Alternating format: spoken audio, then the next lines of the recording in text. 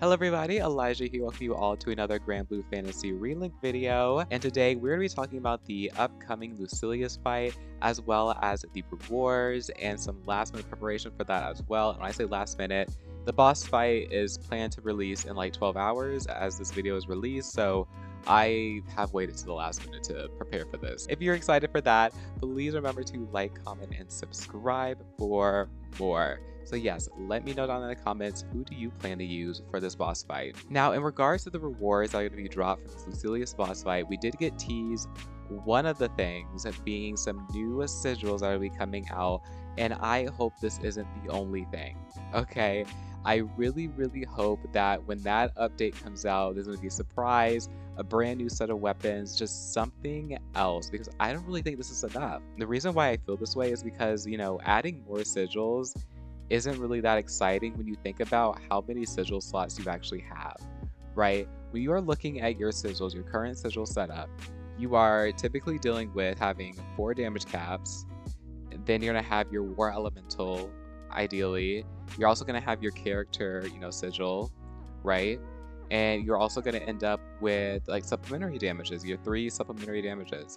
So that's taking up like majority of the slots. And I think you only have like 3 flex slots to kind of like, put in whatever you would like to put in.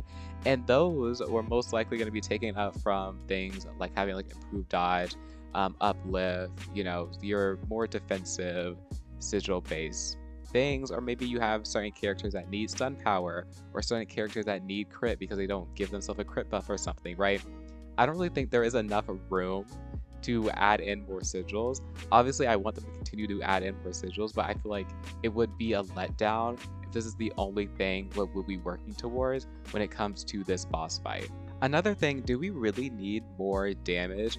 Like, hear me out. If these sigils end up being like damage boosters or like more damage cap or something along those lines, do we really need it?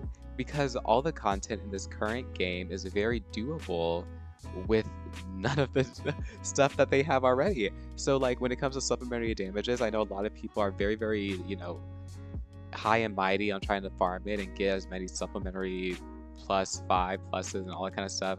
When yes, it does increase your damage, but you don't really need it to do any of the boss fights that currently exist, right? It's not necessarily something that is needed.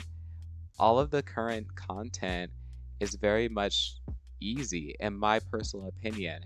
And I think you are better off with more defense oriented. Like if you're actually struggling with the content, if you are actually really struggling, increasing your damage is not going to help you.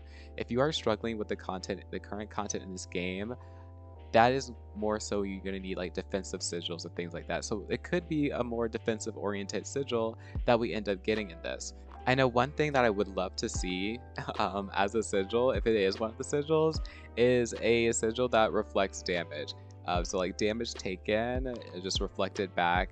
I would love to see that, only because I think it would be very funny to try to take on a boss full HP, only the damage reflection, and just watch a boss kill itself. I think that would be hilarious.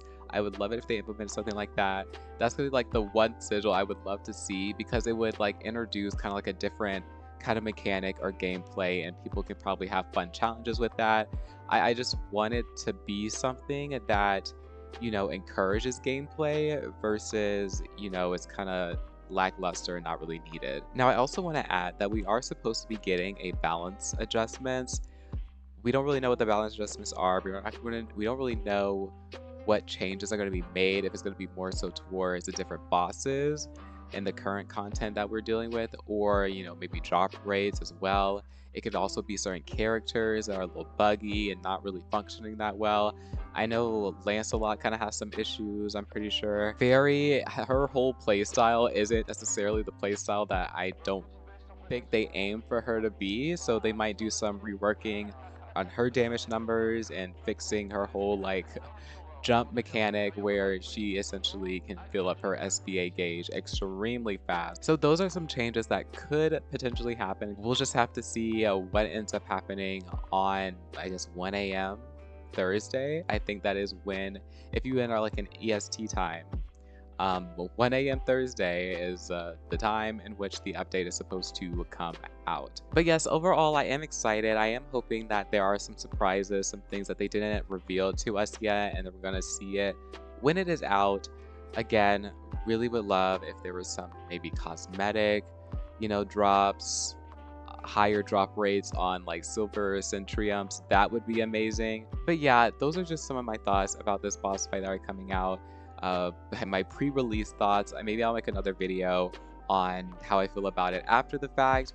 That'll probably be included with my, first impressions of trying to take the boss on by myself and seeing how that goes. But yeah, so we got some little curio openings here. Didn't really get anything too exciting. Was really hoping for maybe my second supplementary 5+. But yes, that's all I wanted to discuss and really talk about.